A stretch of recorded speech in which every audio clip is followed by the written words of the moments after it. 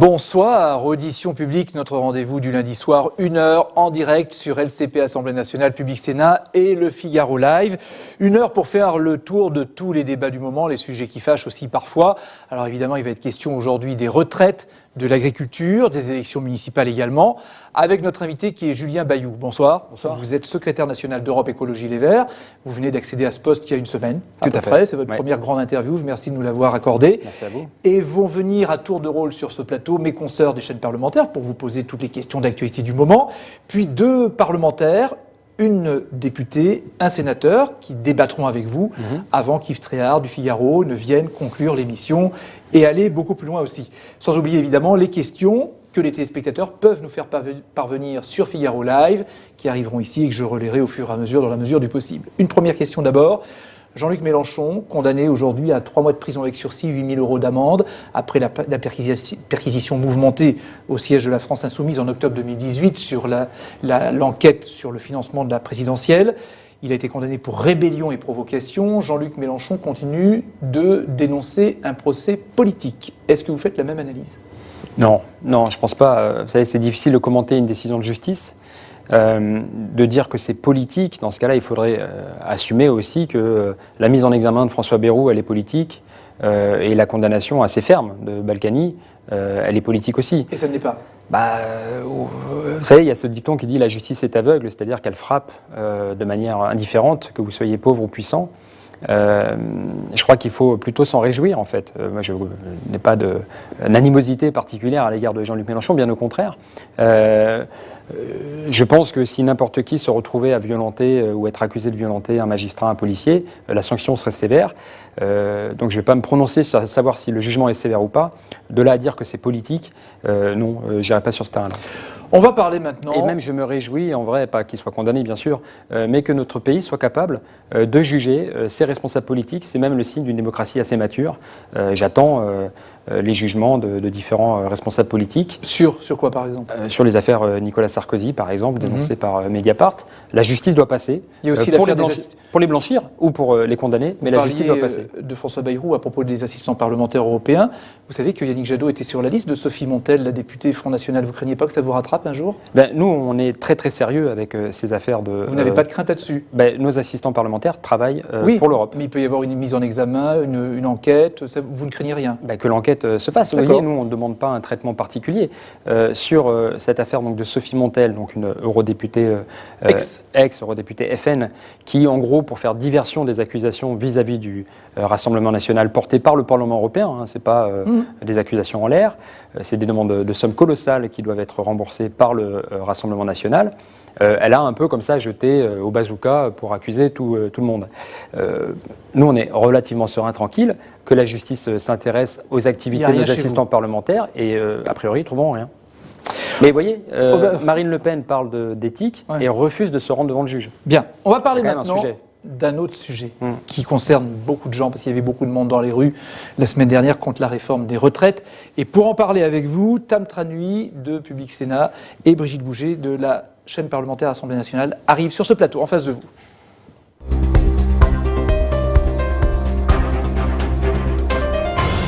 Tam et Brigitte, bonsoir. Bonsoir. Brigitte, vous commencez.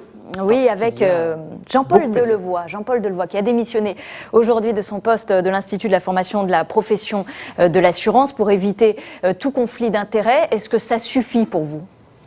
Je ne sais pas comment dire, ça fait tâche, c'est gênant. Le rapport a déjà été remis et Jean-Paul Delevoye a des liens avec l'assurance. Or, un des reproches qu'on fait à cette réforme, c'est de manière indirecte de pousser à la capitalisation. En gros, on vous dit faites gaffe, votre réforme ne va pas vraiment être assurée, votre retraite ne va pas vraiment être assurée, ou peut-être on sera sur des points et le point va baisser, donc il vaut mieux faire ceinture et bretelles et capitaliser par ailleurs. Ça serait gagnant pour les assurances, ce que les riches peuvent faire, mais pas les pauvres. Alors. Et donc, bien sûr que, d'ailleurs, c'était dans le Parisien, un des responsables d'une grande assurance qui disait, oui, on a intérêt à la réforme. Donc effectivement, il y a un problème. Il y a conflit d'intérêt. Oui, il y a un conflit d'intérêt. Il doit démissionner de son poste de haut-commissaire ? Malheureusement, le rapport a été remis. Donc, je pense qu'il y a beaucoup à redire sur ce rapport. Oui, et c'est sûr il va continuer à porter la le réforme simple des fait d'avoir retraites. démissionné ne règle pas les craintes. Et la meilleure solution, c'est que le gouvernement fasse enfin la transparence sur ses propositions. On va y revenir. Oui, mais c'est quoi ce pays où, au bout de 2 ans et demi de mandat, on est encore à s'interroger sur dans quel sens va le gouvernement. Une autre question, Tam. Oui, vous étiez dans la rue le 5 décembre. Vous teniez d'ailleurs à peu près ce discours lors de la manifestation. Est-ce que vous y serez demain? Est-ce que vous vous appelez à continuer à manifester? Moi, je n'y serai pas personnellement, mais nous serons les écologistes présents dans les manifestations demain, absolument. Ouais. Et on attend avec impatience les propositions d'Édouard Philippe. J'insiste là-dessus. C'est pas sain, un pays qui, pendant 2 ans et demi, vit sous tension, sans savoir, à 10 ou 15 ans, c'est quoi votre niveau de retraite. C'est la concertation, vous dit le gouvernement. J'adorerais, sauf que pendant 2 ans, il y a une concertation. Même la CGT, par exemple, qui est plutôt critique à l'égard de Delevoye, a dit très bien, au moins on a discuté. Et dès le rapport remis, le rapport est déchiré. Delevoye est contredit et on repart sur un débat. Et qu'est-ce qu'a dit le gouvernement? On va essayer d'enjamber les municipales. Eh bien, ça veut dire que vous traitez... on joue la montre.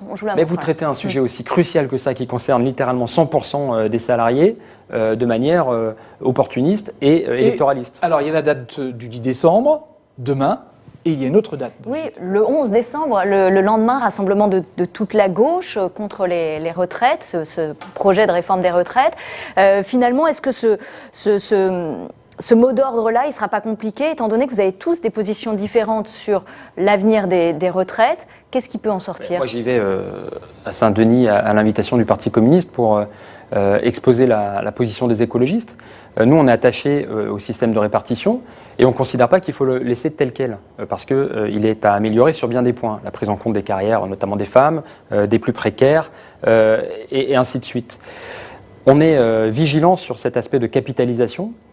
Parce que si c'est pour aller sur des points et qu'ensuite on puisse vous le baisser, eh bien en fait tout ça, ça vous obscurcit l'horizon. Et déjà que le gouvernement ne fait pas assez sur la transition écolo, ce qui nous ferme l'horizon tout simplement vis-à-vis du dérèglement climatique, là il s'agit d'accentuer la précarité, notamment pour les plus vulnérables. Vous voulez le retrait de la réforme ou pas? Est-ce que vous voulez le retrait de la réforme? Mais moi je ne sais pas quelle est la réforme. Alors justement, oui, c'est quand même un sujet. C'est quand même un sujet. S'il y a c'est un système par points avec prestation définie. C'est quand même un enjeu. Si vous avez cotisé, est-ce que vous saurez si vous avez droit à 1200 tout du long ou en fait plutôt 1050 Julien Bayou. Ou si ça dépend de la croissance? On va aller avec Tam sur les détails. Justement, vous n'en avez pas parlé. Est-ce que vous défendez les 42 régimes spéciaux de retraite? Est-ce que vous demandez à ce qu'ils se poursuivent? Moi, je dis que égalité ne vaut pas uniformité, qu'il faut pouvoir prendre en compte des situations différentes et que, en tout cas, ceux qui se sont installés dans ce régime en connaissance de cause, avec un package global, c'est-à-dire en gros les cheminots, pour les nommer, qui ont décidé de démarrer dans cette carrière avec toutes les contraintes que ça. Ils se lèvent tôt pour qu'on ait des trains pour aller au boulot. On le voit aujourd'hui, quand il n'y en a pas, c'est plus compliqué. Ils ont des astreintes, des vies familiales plus compliquées. Donc ils doivent garder le régime spécial. Ils ont ce régime spécial. Très bien. Mais s'il y avait la clause du grand-père, pour les nouveaux entrants, en tout cas, on ne peut pas le déchirer en cours de route. Non, mais pour les nouveaux entrants, pour les nouveaux, on peut en discuter. C'est pas forcément un sujet. Mais par contre, moi, ce qui me semble compliqué, c'est que ce gouvernement fait comme s'il n'y avait pas de pénibilité. Si on vous dit harmoniser ou uniformiser, moi je dis non, parce qu'en vrai dans mes métiers, j'ai fait des métiers beaucoup moins pénibles que le fait de porter des charges, d'être exposé au bruit, et donc j'ai pas vu dans les orientations de ce gouvernement le fait de prendre en compte la pénibilité. Et même quelque chose de plus choquant, pardon, je vous sens, mais Emmanuel Macron qui dit j'aime pas le mot pénibilité parce que ça sous-entendrait qu'il y a des travaux pénibles. D'où tu sors? Bien sûr qu'il y a des travaux plus pénibles que d'autres. Et donc bien sûr qu'il faut prendre en compte. Alors si on uniformise, mais qu'on redonne des points par exemple, comme on redonne des trimestres aux métiers les plus pénibles, et que là on redonnerait des points aux métiers les plus pénibles, par exemple, juste avant pourquoi de passer la parole, discutons-en. J'ai bien noté que sur les nouveaux entrants dans les régimes spéciaux, vous dites on peut faire une exception et dire ceux-là n'auront plus droit aux régimes spéciaux. Notre objectif, non, mais c'est ça, cet héritage du Conseil national de la résistance, on y tient, on y est attaché. D'accord, mais les réformes qui doivent être... Justement, on n'est plus en 45 parce que pendant les 30 Glorieuses, toute cette protection sociale, elle s'est faite sur, en gros, pour aller vite. Attendez, les carrières... les carrières longues et les CDI. Aujourd'hui, je vous apprends rien, c'est plus la norme d'entrée sur le marché du travail. Donc oui, il faut adapter notre régime de retraite. Abandonner les régimes spéciaux pour les nouveaux entrants. Pas forcément. Enfin, ce que je veux dire, c'est que... C'est pas clair. Moi, je vous dis que ça me semble problématique de déchirer un contrat en cours de route. D'accord, mais ceux qui seraient je vous ai répondu. Je vous ai répondu. Non, c'est pas clair. Vous ne dites pas. Est-ce que vous dites comme le gouvernement? Est-ce que vous dites comme le gouvernement, on peut revoir un régime pour les nouveaux entrants? Je vais vous dire, le problème, c'est que pour ce gouvernement, est-ce que l'enjeu, c'est de faire une réforme C'est pas pour le gouvernement, c'est pour Non, vous, mais je pose la question. j'aimerais répondre, parce que justement, j'ai pas envie de répondre là-dessus. Oui, c'est pas clair. Attendez, comme si c'était un totem ou un tabou. Moi, je vous réponds, les régimes spéciaux, en vrai, je m'en moque. Ce que je veux, c'est que les personnes qui cotisent aient droit à une protection sociale juste et équilibrée. Donc, s'ils ne cotisent pas sur un régime spécial, attendez. Et donc, s'il y avait un régime général, mais que, par exemple, on prenait d'une manière ou d'une autre la pénibilité en compte, par exemple en donnant plus de points, je pense notamment aux femmes de ménage qui se lèvent super tôt, qui arrivent en difficulté, qui ont des horaires pas possibles, arrêtés et autres. Ça, c'est absolument pas pris en compte nulle part. Si on invente un régime qui prend en compte ces effets de pénibilité, le bruit, les charges lourdes, les travaux... Donc c'est un système universel, en gros, mais avec des exceptions. Ça ne veut pas dire uniformité. Et donc moi, j'ai pas envie de céder à votre injonction. Régime... Non, mais si, parce que régime spécial ou pas, le problème, c'est qu'on rate l'essentiel, la pénibilité. Et l'autre aspect dont personne ne parle, c'est que les personnes à 55 ans, elles sont qu'à moitié dans l'emploi. Il y en a pour l'autre moitié qui sont dans l'invalidité ou au chômage, et toute réforme qui passe ça à côté est vouée à l'échec. Il faut travailler l'emploi des seniors. Alors, on voit bien que c'est anxiogène pour une partie des Français, que les retraites concernent une bonne partie des personnes. Alors justement, vous qui êtes attaché à la démocratie participative, est-ce que vous iriez jusqu'à dire qu'il faut un référendum? Mais sur quoi? Pour ou contre ce système de retraite, un système par points? Mais, je ne comprends pas. Écoutez, il y a eu 2 ans de concertation, c'est déchiré juste après. Après, Macron, apparemment pour s'en sortir, tour de passe-passe, dit grande concertation. On ne l'a pas vu, ça semblait une astuce pour enjamber les municipales. Finalement, c'est quoi ce pays où il faut une mobilisation massive comme celle du 5 pour qu'enfin le gouvernement dise « Ah oui, c'est vrai, on va peut-être vous dire ce qu'on a en tête ». Vous voyez, on a une démocratie qui est en fait assez puérile en fait. Donc vous me dites référendum, mais sur quoi? Référendum sur un régime à points? Moi je vous réponds, c'est quoi la prise en compte de la pénibilité? Ça y est, vous l'avez dit. Ben oui, mais c'est pas oui ou non. J'entends. Et vous savez quoi? Je vais même le répéter au cours de l'entretien. Un mot sur peut-être un acquis qui va sortir de cette situation de blocage. Les automobilistes en covoiturage sont autorisés à circuler sur les voies de bus et de taxi sur les grands axes qui arrivent à Paris, c'est-à-dire sur les autoroutes. Est-ce que c'est une bonne chose? Est-ce que cela devrait être généralisé pour vous? Nous, les écologistes, notamment avec la région, car on charge les transports, on réclame notamment d'insister sur le covoiturage ou même la gratuité des transports en commun pendant les pics de pollution, et on nous répond c'est pas possible, c'est trop compliqué. Et là c'est possible. Bon, et ben donc ça veut dire qu'on peut agir et favoriser le covoiturage même quand il n'y a pas grève. Et moi j'aimerais qu'on agisse sur l'écologie même quand il n'y a pas grève. Une dernière question, Brigitte. Sur Extinction Rébellion qui revendique avoir mis hors service 3600 trottinettes briseuses de grève, dit-il. Est-ce que vous les soutenez? Ouais, j'ai pas vraiment suivi briseuses de grève, je ne saurais pas vraiment vous répondre. L'Extinction Rébellion, c'est un mouvement que vous soutenez ou pas? La désobéissance civile, pour nous, c'est pas forcément... donc c'est pacifique. Il faut absolument aucune violence aux personnes. Là, c'est de la violence aux biens, c'est plutôt du sabotage que de la désobéissance civile, je dirais. Donc c'est moins grave. Vous les soutenez? Donc c'est moins grave. Non, c'est la désobéissance civile, c'est important. Détruire des trottinettes, c'est pas grave. C'est pas de l'atteinte aux biens, mais je dirais pas qu'on les soutient, non. On va parler maintenant de la loi sur l'économie circulaire qui est en débat en ce moment-là à l'Assemblée nationale, Tam. Oui. Avec d'abord les consignes. Tout à fait. C'est la mesure emblématique de ce projet de loi anti-gaspillage et qui fait le plus débat, la consigne pour les bouteilles en plastique. Est-ce que pour vous, c'est une bonne mesure écologique? Nous, on est pour le retour de la consigne sur le verre. Oui, et sur le plastique. Et sur le plastique, ça dépend parce que l'enjeu, c'est réduire le plastique. Et donc, si c'est recyclé pour pouvoir continuer à autant utiliser, on a un problème. Et donc, tout l'enjeu, c'est est-ce qu'on est en mesure de réduire drastiquement l'usage du plastique, le suremballage, les gobelets plastiques à usage unique. Donc, c'est une fausse mesure écologique pour vous, c'est pas une bonne mesure, parce que ça va déculpabiliser les personnes qui utilisent des bouteilles en plastique. Alors nous, on n'est certainement pas pour culpabiliser. Vous voyez, parce que quand il y a du suremballage, quand on vous vend des bananes qui sont emballées de plastique, c'est de votre faute, vous et moi, consommateurs ou consommatrices, si on n'a que ça? Ou c'est de la faute de ce gouvernement et de ces industriels qui sont dépendants dans l'emballage? Je suis désolé. Donc, non, mais c'est très important. Dans la logique du gouvernement, il y a toujours une logique de culpabiliser. Par exemple, l'huile de palme, c'est pas bon pour la santé, mais également pour la déforestation. Est-ce que c'est à nous d'engueuler nos gamins parce qu'ils sont dépendants à l'huile de palme et à Nutella, pour ne pas les nommer? Ou est-ce que c'est au gouvernement d'assumer, d'en finir avec cette déforestation importée. Vous voyez qu'il y a une logique de culpabiliser les consommateurs qui, moi, me pose vraiment problème. Et je trouve que de la part du gouvernement, c'est trop facile et ça permet de faire diversion sur leurs propres responsabilités. Il y a une autre question qui se pose sur la consigne. Justement, est-ce que c'est faire un cadeau aux industriels que de faire cette consigne? Je pense à Coca, Danone, qui pourraient gérer en fait, le recyclage et retirer un bénéfice de tout ça. On sait qu'aujourd'hui, les communes ont besoin de ces recettes et il ne s'agit pas de les transférer aux industriels. L'enjeu, c'est de réduire, en fait, tout simplement. Vous savez que, d'ailleurs, c'est Zero Waste, qui est une association reconnue en la matière, qui dit, voilà, d'abord, réduisons. Le recyclage n'est pas une réponse, une panacée. C'est parce que, vous voyez, vous recyclez que ce que vous avez en trop, finalement. L'enjeu, c'est de réduire. Donc, vous comprenez les inquiétudes des maires. Vous avez commencé à parler des communes qui ont beaucoup investi dans le recyclage, qui en retirent une manne financière et qui voient ce nouveau système arriver. Vous le comprenez ? Bien sûr, les communes sont inquiètes.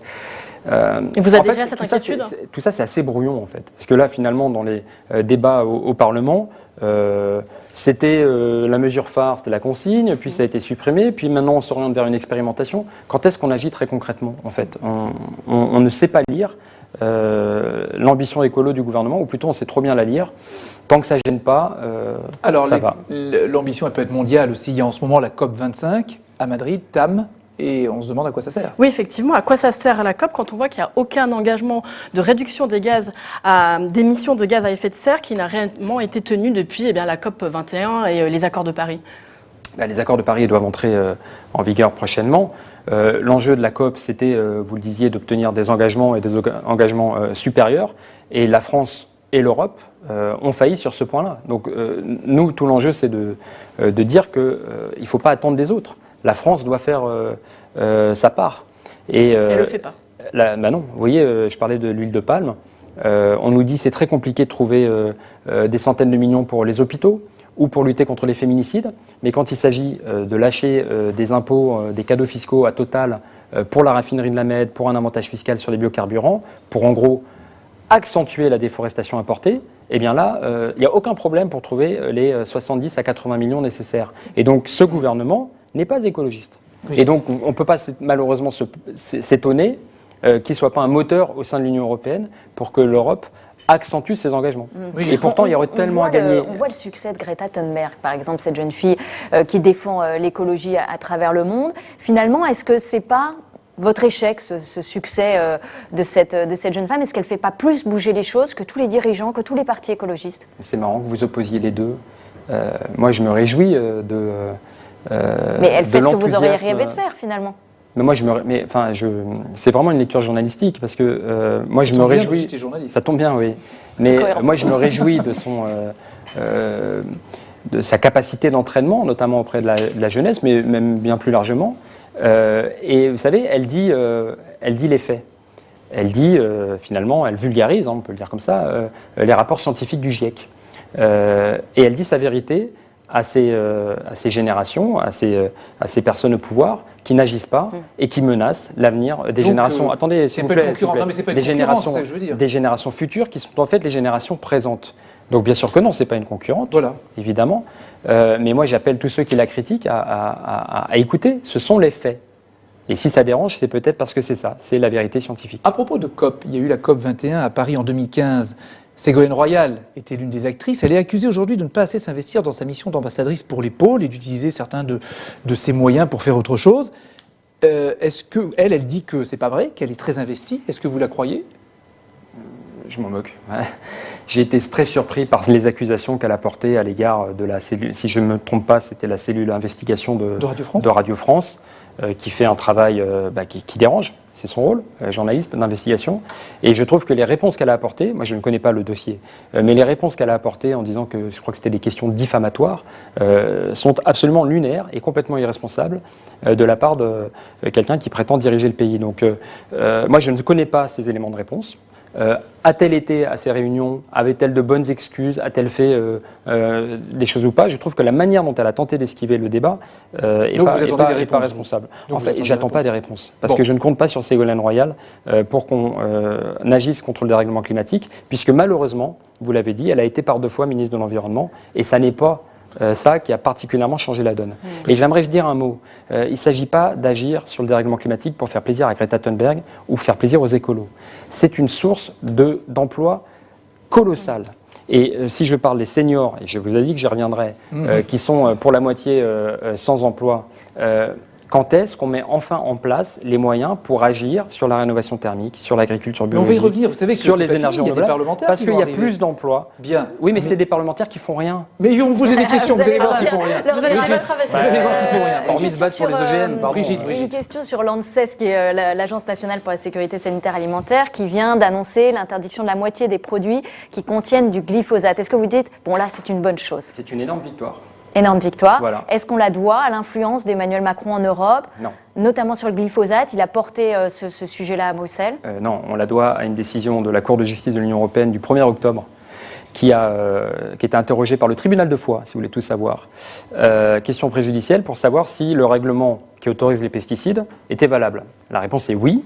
Et la Cour de justice va plus loin et dit, par contre, la manière dont certains pays autorisent les pesticides ne sont pas valables. On ne prend pas en compte les effets cocktails.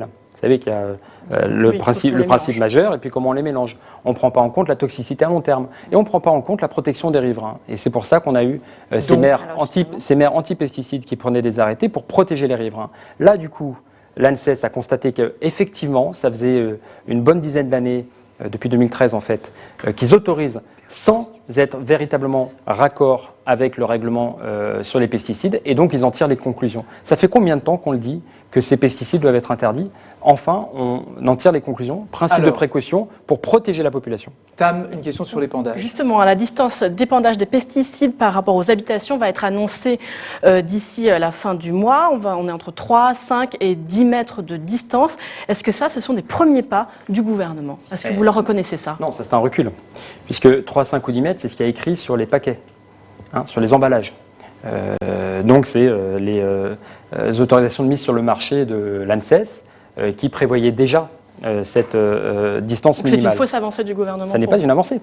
Encore une fois, là, c'est le Conseil d'État qui les a sanctionnés en juin et qui leur a dit « Votre décret n'est pas suffisamment protecteur des riverains ». On parle des riverains, c'est-à-dire ceux qui habitent pas loin des épandages. On est sur un risque de santé publique du type chlordécone ou amiante. Est-ce que nous voulons vraiment attendre 20 ans, 30 ans qu'on nous dise on aurait dû prendre des précautions? Nous disons, protégeons la santé des riverains et travaillons avec les agriculteurs pour qu'ils puissent se passer des pesticides. Bien. Brigitte, une dernière question. 2 petites questions rapides, vous allez voir. Brigitte sur les Jeux Olympiques qui auront lieu à Paris en 2024, Airbnb sera un gros sponsor. Est-ce que ça vous choque? Moi, ce qui me choque, c'est que Airbnb contribue au renchérissement des loyers à Paris et dans beaucoup de villes en France. Qu'on n'est pas suffisamment outillé au niveau local, les mairies le demandent, pour pouvoir en gros distinguer entre la personne qui loue son appart parce qu'elle n'est pas là pendant 10 jours, et puis la personne qui achète un appartement. Brigitte vous pose la question très clairement, qui n'est pas du tout celle-là, mais est-ce que ça vous choque que ce soit le sponsor des Jeux Olympiques à Paris de 2024 ? Écoutez, moi l'enjeu c'est vraiment d'encadrer Airbnb, si vous voulez. Donc, sponsor ou pas, c'est pas votre souci. C'est comme si vous me dites Total. Moi l'enjeu c'est d'encadrer Total. Donc après qu'ils se fassent leur pub derrière, c'est problématique. Mais l'enjeu majeur, c'est d'encadrer Airbnb. Et ça, vraiment c'est catastrophique pour toutes les personnes qui veulent habiter dans les grandes villes et qui sont chassées par la spéculation. Dernière question. Un mot pour conclure, puisqu'il y aura demain une décision sur la reprise de l'activité de l'usine Lubrizol. Est-ce qu'à Rouen, effectivement, 3 mois après l'incendie du mois de septembre, l'entreprise doit-elle reprendre son activité? Pour vous, au moins partiellement, le monde économique normand le demande et dit que ce sont des milliers d'emplois. Non, nous, c'est 400 emplois, l'usine Lubrizol. Nous demandons que cette décision soit reportée. Il y a une pétition qui est lancée, je vous invite à la soutenir. On ne peut pas faire comme si rien ne s'était passé. Et on a des enquêtes à mener sur les responsabilités. Le préfet avait autorisé l'extension de Lubrizol. On sait que Lubrizol a stocké des produits toxiques chez son voisin, Normandie Logistique. C'est pas normal Donc de il faut traiter reporter ça jusqu'à ce qu'il y ait clarification de toute la chaîne de responsabilité. Mais évidemment, sinon ça veut dire que rien ne s'est passé. Et on a 1 millier d'autres sites Céveso. Le gouvernement devrait être mobilisé pour les inspecter. C'est-à-dire qu'on ne fasse pas courir à d'autres populations qu'à Rouen des risques similaires. Merci Tam et Brigitte d'avoir posé vos questions à Julien Bayou, parce que les parlementaires qui ne font rien, ils vous attendent de pied ferme et ils vont arriver sur le plateau. Oui, un petit peu chatouillé, c'était le but. Merci Tam et Brigitte.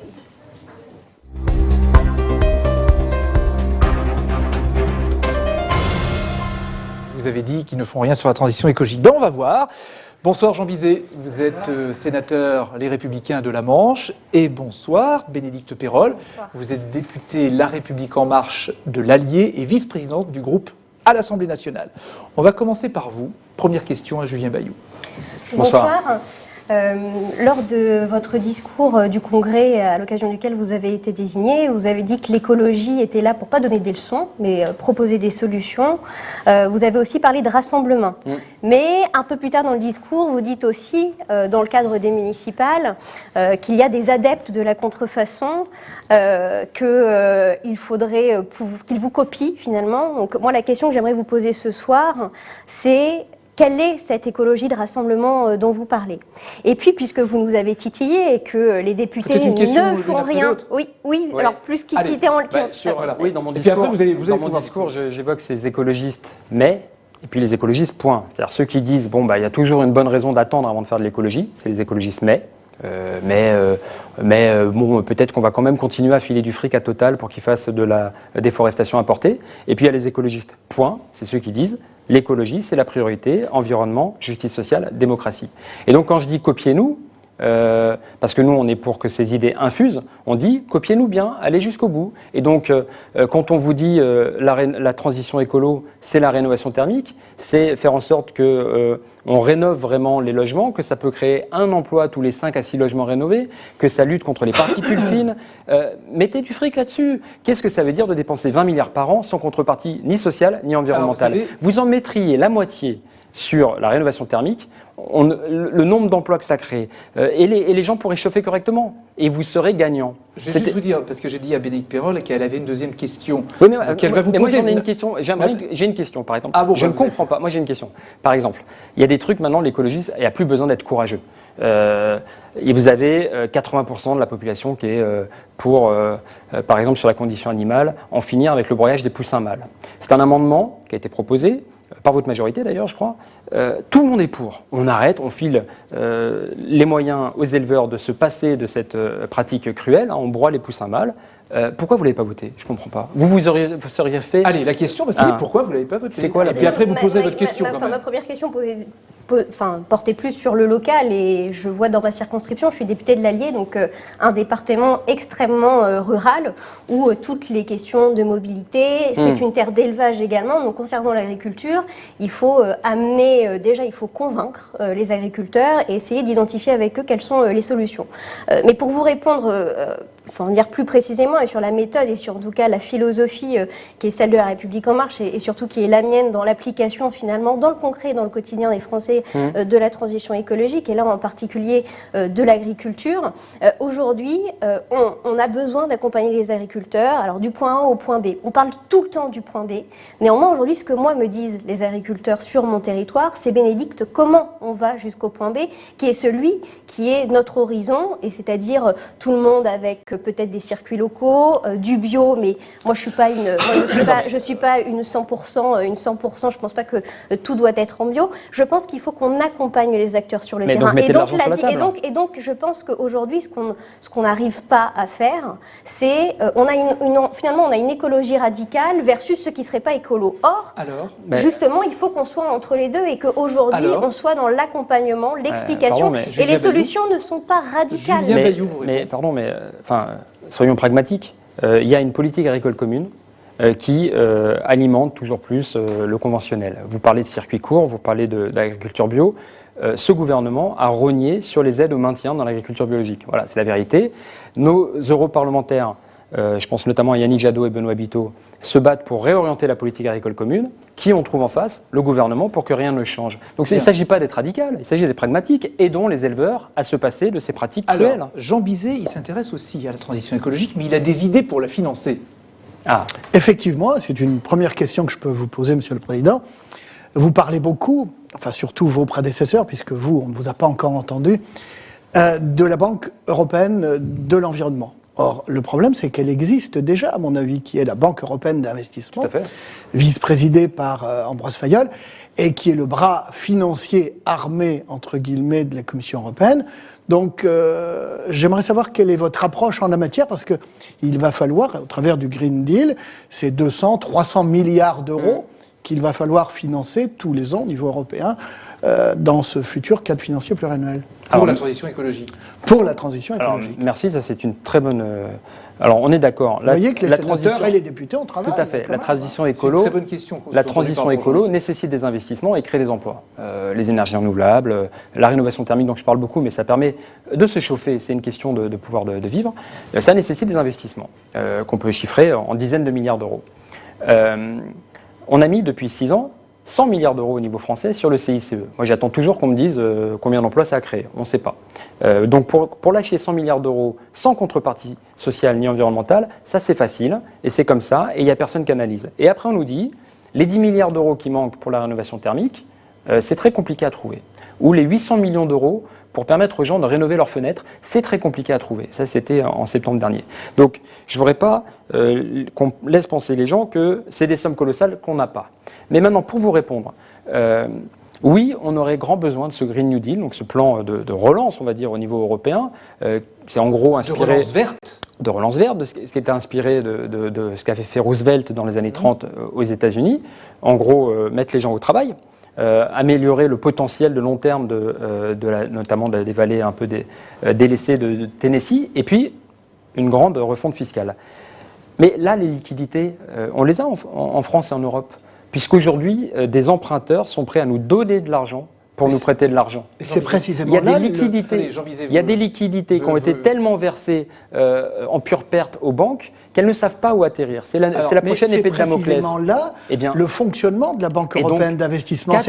Mais qu'attend-on pour mettre cet argent aujourd'hui, le gouvernement nous dit l'argent pour la rénovation thermique, on l'a pas. Non, mais ça attendez, serait 40 milliards à peu près au niveau français. Vous n'avez pas vu ce que fait précisément la BEI au niveau de certaines régions, que ce soit la région Normandie que je connais mieux que les autres, ou la région Aquitaine. C'est précisément en mobilisant, entre guillemets, l'argent privé qui a du mal à circuler, en étant, je dirais, adossé à des fonds publics européens, que l'on injecte, si je puis dire, dans cet environnement, au sens propre et figuré, pour faire ces réalisations. Mais quand vous avez parlé tout à l'heure d'opposition entre le CICE et la rénovation, je dirais, thermique, il n'y a pas d'opposition. C'est précisément au travers des sauts technologiques et de la R&D qui est faite, la recherche et développement, grâce précisément au CICE, que l'on peut mieux demain, précisément, faire de la rénovation thermique. Et on le fera, je dirais, pas à l'ancienne, si je puis me permettre. Mais moi, j'aimerais vous croire. Sauf que les milliards d'euros qui sont déversés en CICE, qui me dit que ça va sur la R&D ? Des fois, même la R&D, pour Auchan, ça veut dire des supermarchés sans salariés. Donc bonjour la recherche et développement, excusez-moi, ça veut dire que nos impôts, les baisses d'impôts, les cadeaux fiscaux, financent quasiment la destruction d'emplois. Donc moi, si vous me disiez, on met de l'argent sur la table et on contrôle, on vérifie que ça va véritablement à la recherche et développement. Demandez aux chefs d'entreprise qui précisément déposent les dossiers et remplissent les dossiers sur ce plan-là. Non, je crois que vous confondez avec le crédit impôt recherche. Et même là, il y aurait beaucoup à redire. Parce que sur le crédit impôt compétitivité emploi, je suis désolé, les fournisseurs vous disent, les gros nous raquettent. C'est-à-dire que les grosses entreprises calculent le CICE que reçoivent les petits. C'est pas moi qui l'invente, c'est la Cour des comptes. Ils reçoivent les petits, leurs fournisseurs, et disent, puisque tu as 15 salariés et que tu vas toucher 100 du CICE, tu me fais autant de rabais. Et donc ça remonte vers les gros. Bien. On va passer. Ça, c'est notre argent. Ce n'est pas faux. Ceci n'est pas faux. Bien, merci. Vous êtes d'accord sur le constat. Et donc, arrêtons avec ce CICE. Bénédicte Pérolle. Non, mais ce n'est pas le débat. Mettons des contreparties. Ce n'est pas le débat, on va avancer. Contrôle. Ça vous va si Bénédicte Pérolle intervient? Bénédicte Pérolle, vous souhaitiez poser une autre question cette fois, peut-être sur la fiscalité écologique et la transition. Est-ce qu'il y a des définitions différentes ou pas? Alors peut-être oui, puisqu'on est sur le financement et le budgétaire, j'aimerais connaître quelle est votre vision de la fiscalité écologique. En fait, aujourd'hui, il y a plusieurs visions. On peut être sur une vision verdissement de la fiscalité de manière générale. D'ailleurs, la Convention citoyenne pour le climat, je crois souhaitée par tous, souhaitée avant tout par le Président de la République, mais par tous, propose, je crois, plutôt le verdissement, puisqu'elle propose une TVA qui serait finalement, dans lequel on intégrerait par exemple la dimension environnementale. Et puis, il y a aussi une autre vision qui pourrait être celle de créer une nouvelle fiscalité écologique, de nouvelles taxes. Alors on a beaucoup débattu de la contribution climat-énergie, dite taxe carbone, à la fin de l'année dernière. Et donc j'aimerais savoir un peu comment vous vous positionnez par rapport à ça. Et puis, je crois qu'il y a une dimension mais extrêmement importante, tant du point de vue de la fiscalité aussi que du financement, c'est le désinvestissement aussi de tout ce qui est carboné. Et là, j'aimerais avoir... chaque chose en son temps. Mais il y a le sujet justement fiscalité dedans. Je pense aux dépenses fiscales défavorables à l'environnement. C'est toutes finalement les exonérations de taxes sur les TICPE. Et j'aimerais connaître finalement si vous étiez parlementaire, quelle méthode vous appliqueriez? Aujourd'hui, je travaille sur ces sujets-là et il faut travailler secteur par secteur. Alors, comment vous agissez en la base, matière? C'est que toutes les recettes qui viennent de la fiscalité écolo doivent être intégralement reversées aux personnes vulnérables, dépendantes de leur voiture par exemple, ou investies dans des infrastructures de transport collectif qui permettent de s'en passer. C'est tout le problème c'était l'étincelle de la question des gilets jaunes. Vous aviez une hausse sur le carburant, le diesel, mais le kérosène, on va dire le carburant des riches, le kérosène de l'avion ou le fioul lourd des navires, qui est extrêmement polluant, toxique même pour les populations riveraines, n'était pas taxé. Et les gens avaient le sentiment, et on ne peut pas leur donner tort, que cet argent, ce n'était pas pour financer la transition, mais c'était en gros pour combler les trous des cadeaux fiscaux faits aux plus riches. Et donc là, vous avez la fiscalité écolo, j'ai envie de dire, qui prend la balle perdue. Parce qu'il y a un ressentiment à l'égard de l'impôt, il y a un sentiment La demande des Gilets jaunes, c'était que les petits payent petits et que les gros payent gros. Oui, mais Bénédicte Pérolle, vous demandez, vous feriez quoi, vous? Et bien donc nous, un peu avec ce qu'on proposait sur la taxe poids lourd, c'est que l'intégralité des recettes collectées vont aux personnes les plus vulnérables. Vous mettez des taxes? Et bien, par exemple, sur le kérosène, sur le diesel, sur Sauf que le kérosène, carburant. Pour le coup, vous le savez très bien, c'est une dimension européenne, ça relève d'accords internationaux. Le maritime, c'est pareil. Alors, ça relève de la Convention de Chicago, effectivement, de 1944, où il y avait assez peu d'avions. Et donc, depuis lors, le carburant n'est pas taxé au niveau international.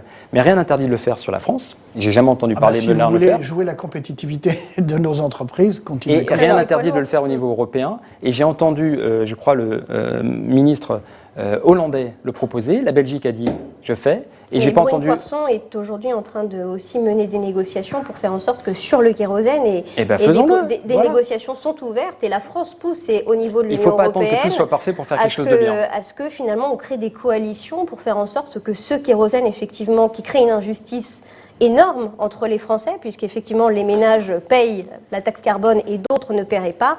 Et ça, effectivement, c'est extrêmement important. Et je vais même dire, ils payent 2 fois. Parce que par exemple, pour l'aéroport de Nîmes, ça coûte 3 millions aux collectivités locales de faire l'aéroport de Nîmes, alors qu'il y a un aéroport à côté à Montpellier.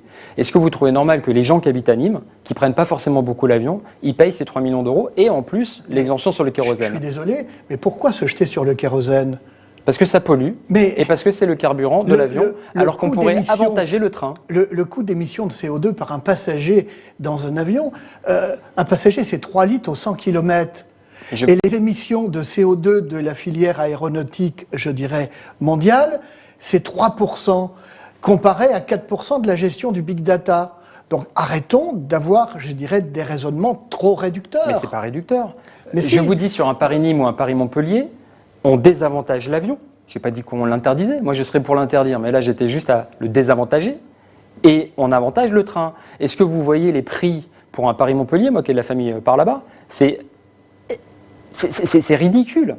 Donc, vous avez maintenant l'avion qui est moins cher que le train sur une distance de 4 heures. Nous disons, désavantageons l'avion, avantageons le train. Bien, bien. Alors, vous vouliez aussi parler du nucléaire, Jean Bizet. Oui, je trouve qu'il y a une certaine hypocrisie en France, et notamment des milieux écologistes, de ne pas vouloir parler du nucléaire ou d'en parler d'une façon particulièrement négative. Or, quand on regarde, si je puis dire, le mix énergétique national, il est particulièrement vertueux grâce au nucléaire. Nous, je dirais, émettons 3 fois moins de CO2 qu'un Allemand, et si j'ajoute également un autre point, il n'y aurait pas, je dirais, de développement aussi, je dirais, important, même si vous trouvez que ça ne va pas assez vite, des énergies renouvelables, si nous n'avions pas précisément un socle qui est celui de l'énergie nucléaire. Donc moi, je suis un adepte de l'énergie nucléaire, parce que, si je puis dire, c'est au niveau de l'environnement l'énergie la plus vertueuse. Alors, est-ce que vous craignez pas que le mur d'investissement du nucléaire, parce qu'aujourd'hui on ne sait pas le financer, Hinkley Point, 20 milliards, Bure, l'enfouissement des déchets, on ne sait pas si c'est 30 ou 50, ou peut-être demain 80. La rénovation des centrales, on est sur 50 à 100. Et on ne parle même pas de comment on les démantèle. Et le PR, vous avez oublié le PR. Et le PR, j'espère qu'on l'arrêtera un non, jour. Mais on est à 10-12, et je vous remercie, effectivement, ça fait 10-12. Ça, EDF, c'est pas le financer. D'ailleurs, c'est pour ça que Thomas Pickpal, qui n'est pas un écolo, c'était le directeur financier d'EDF, avait démissionné en disant Hinkley Point, les 20 milliards là, qui produisent de l'énergie à 109 €, alors que le photovoltaïque est à 30 ou 40, il dit ça verra pas le jour, et c'est la mort d'EDF. Aujourd'hui, des syndicats qui portaient pas forcément les écolos dans leur cœur, quand on disait il faut acter maintenant la sortie dans 20 ans. Vous voulez dire la CGT, par exemple? Non, les syndicats du nucléaire. Oui, c'est bien ce que je dis, puisqu'ils sont majoritaires. Oui, voilà, mais aujourd'hui, ils nous disent on est en train de tuer EDF. Et d'ailleurs, le gouvernement prépare la privatisation des bénéfices et puis la socialisation des pertes. On fait comme toujours, quoi. Le nucléaire, c'est fini. Il faut envisager la suite. Je suis stupéfait. Et donc on est en train de... Ça coûte cher, ça coûte très cher pour la bonne raison. C'est plus cher que le photovoltaïque. Absolument. Et l'éolien. Mais absolument, mais pourquoi? Tout simplement parce que les exigences, je dirais, sécuritaires depuis Fukushima sont ce qu'elles sont. Deuxièmement, nous ne savons plus, au bout de 50 ans, un demi-siècle, fabriquer des centrales, puisque nous ne fabriquons plus. Mais si nous arrêtons le nucléaire, vous savez très bien que nous ne pouvons pas, je dirais, alimenter les foyers, les usines, les entreprises, avec simplement le renouvelable. Le Portugal, le Danemark, l'Allemagne, ils parviennent de temps en temps. Mais parce que également, si vous voulez, vous avez des interconnexions. L'Allemagne, avec lequel, si vous voulez, en franco-allemand, on ne peut être que, je dirais, particulièrement intéressé de voir le couple franco-allemand depuis X années faire évoluer l'Europe. L'Allemagne n'est pas, je dirais, intellectuellement honnête sur le sujet, parce que si elle n'avait pas des voisins qui fournissent de l'énergie nucléaire pour, en période, je dirais, où il n'y a pas de vent. En l'occurrence, la France. En l'occurrence, la France, où il n'y a pas de vent et pas de soleil. Non, ça marche dans les deux sens. Alors, je vous laisse répondre. Ça marche dans les deux sens. Ce que je veux dire, c'est que nous sommes en train de rater le virage. C'est-à-dire que même si ce n'était pas pour faire plaisir aux écologistes, mais uniquement dans l'intérêt bien compris d'une filière d'excellence, travailler sur le démantèlement et développer les énergies renouvelables, on est à la bourre. On est en train de rater le virage du 21e siècle. Et donc, si mes arguments ne vous convainquent pas, regardez les chiffres. Il y a plus d'emplois dans les énergies renouvelables et le photovoltaïque et l'éolien sera moins cher. Si vous voulez pas entendre l'argument, par exemple, des déchets nucléaires, quand ça dure 50 000 ans, c'est plus que le temps de l'invention de la langue sur le continent européen. Je vous invite sur ce plan-là c'est philosophique presque. À regarder les ces derniers arguments travaux. ne vous portent pas, si ces arguments ne portent pas auprès de vous, entendez l'argument économique.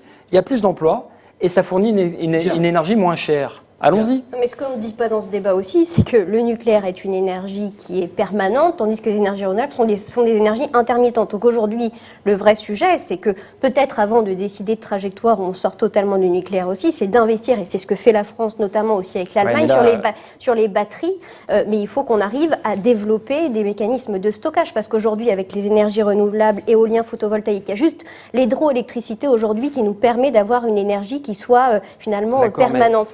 Mais je crois que c'est important de le mettre dans le débat aussi, parce que ne mentons pas en français. C'est pas parce qu'on aura 100% d'énergie renouvelable qu'on permettra de subvenir aux besoins. En tout cas, si on est dans la situation technologique à T égale 0. Il y a des pays qui parviennent de plus en plus. Costa Rica, Danemark, Portugal. Mais l'enjeu, quand vous discutez avec des industriels, ils ont besoin d'une stabilité. Donc, quand on dit on va reporter la décision, eh bien, ils n'investissent pas. Et donc, on est en train de rater le virage. C'est pour ça que nous disons l'investissement dans le nucléaire est concurrent de l'investissement dans les énergies renouvelables. On ne peut pas faire les deux en même temps. Et donc, c'est pour ça qu'on en veut à François Hollande.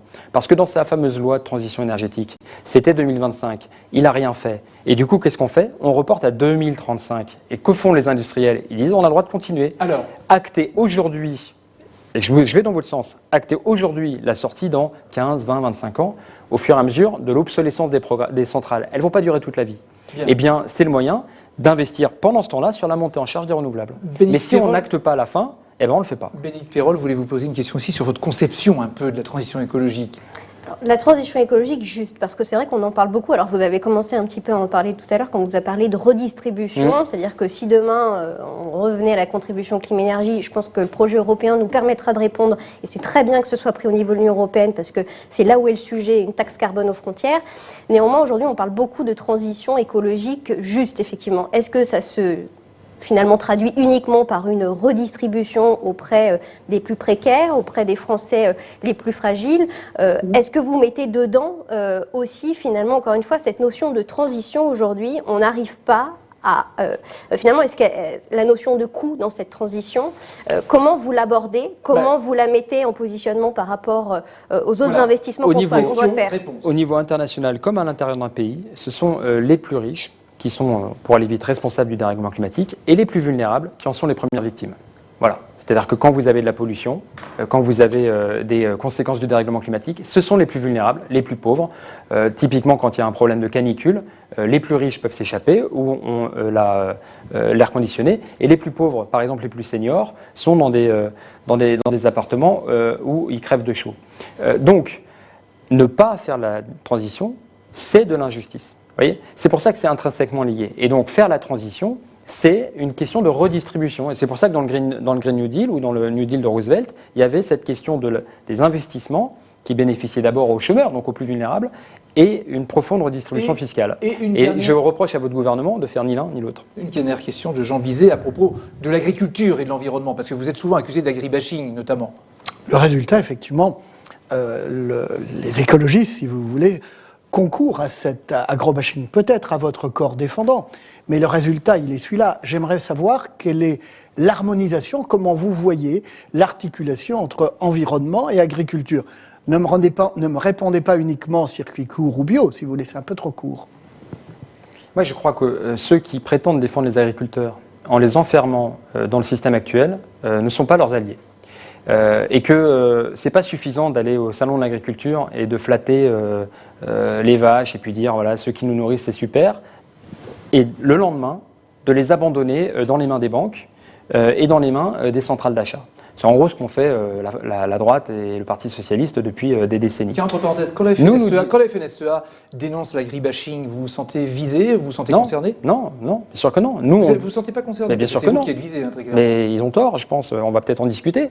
J'espère qu'ils répondront à la main qu'on tend. Parce que nous disons... Nous tendez la main à la FNSEA. Mais bien sûr, nous voulons discuter. Nous sommes leurs meilleurs alliés. Quand un agriculteur passe au bio, sa rémunération augmente. Quand il reste dans le circuit conventionnel, vous avez un tiers seulement des agriculteurs qui peuvent se rémunérer.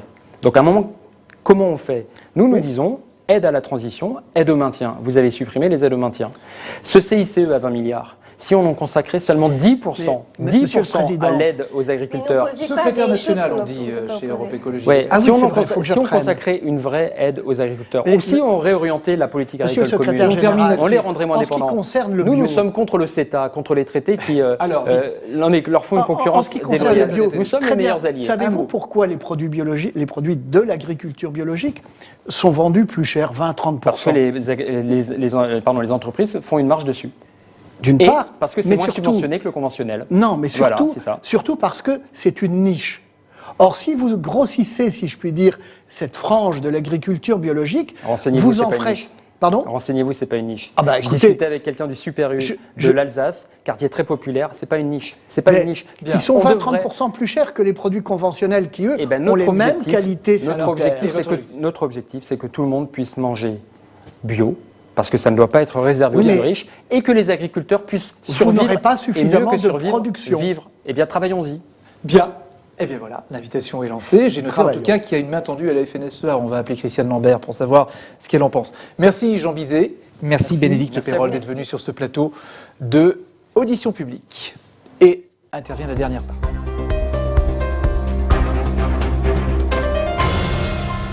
La dernière partie, c'est carte blanche à Yves Tréhard qui a tout écouté. Vous avez écouté attentivement et il y a certainement encore des choses à demander. Yves. Bonsoir Francis. Bonsoir Julien Bayou. Je ne vous appelle pas président, hein, secrétaire national. Secrétaire national, oui, tout à fait. Ça va jaser.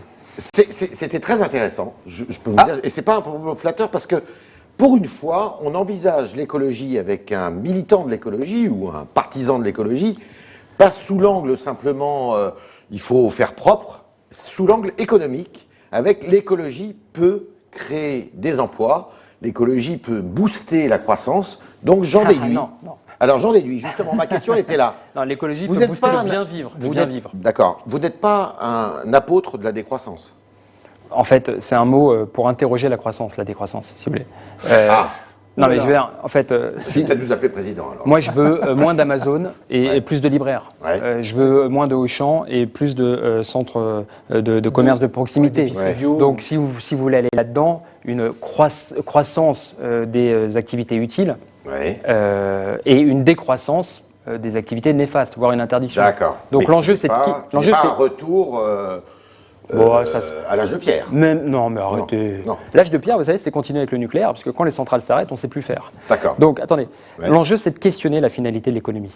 Depuis que je suis né, depuis bien avant ma naissance, d'ailleurs, depuis les 30 Glorieuses, on dit il faut qu'on produise quoi qu'il en coûte, quel que soit l'épanouissement des salariés et quel que soit l'impact pour la planète. Et bien, nous disons, questionnons la finalité de l'économie. Est-ce que produire du plastique toujours plus est une bonne chose?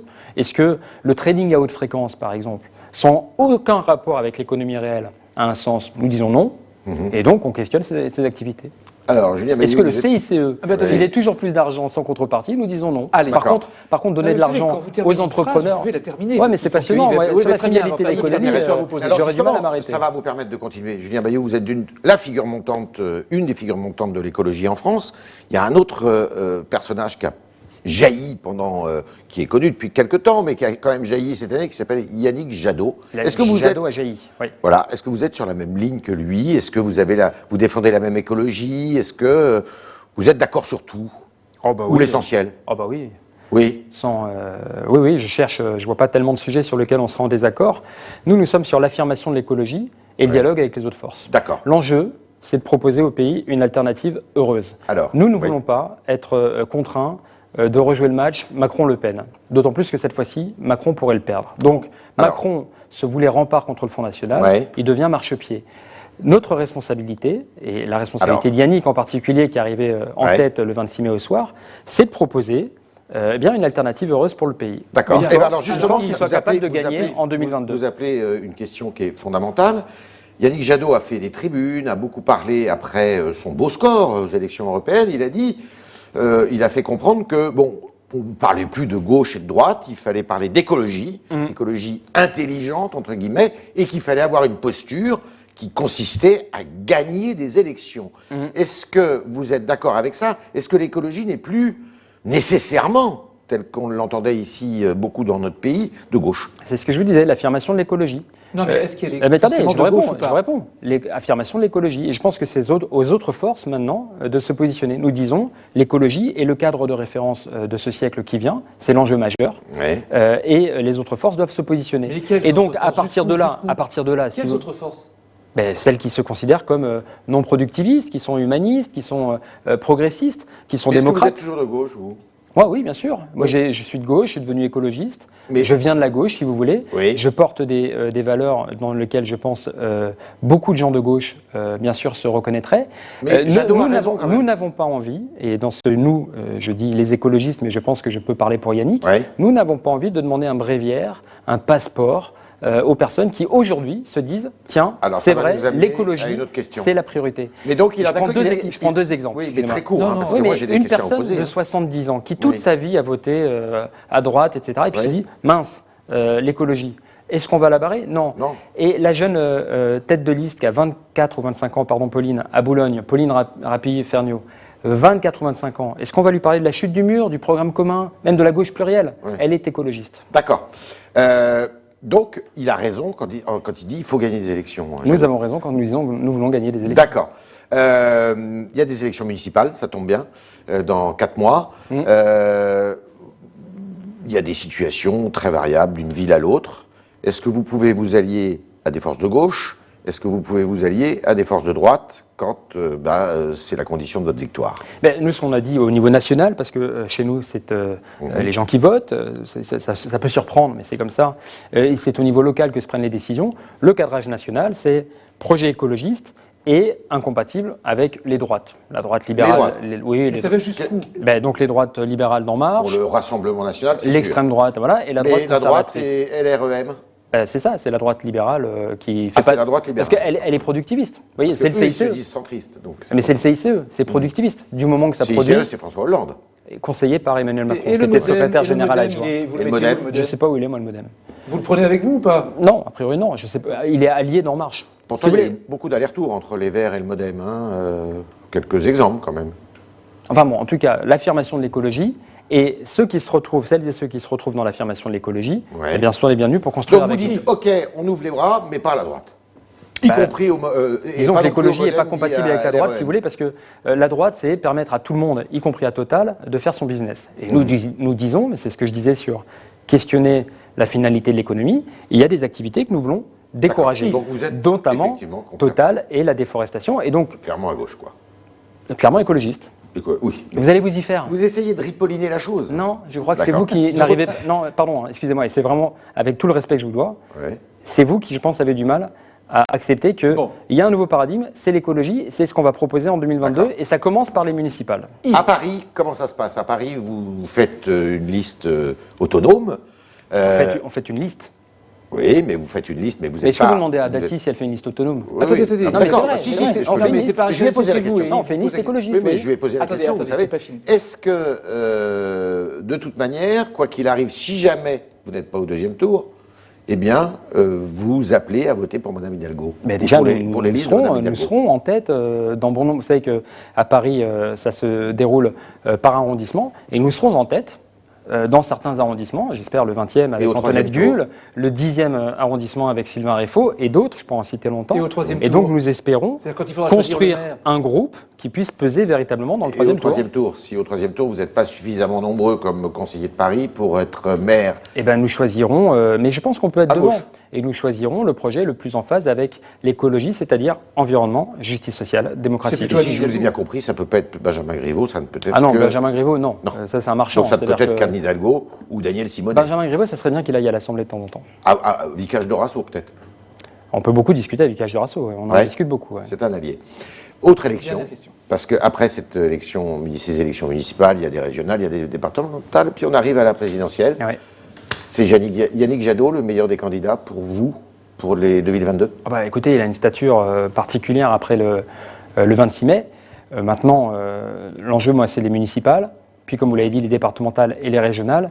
Les présidentielles sont encore loin. Moi, l'enjeu, c'est de construire le mouvement qui est capable de porter une candidature à la présidence de la République française. Mais qui, alors, du coup ?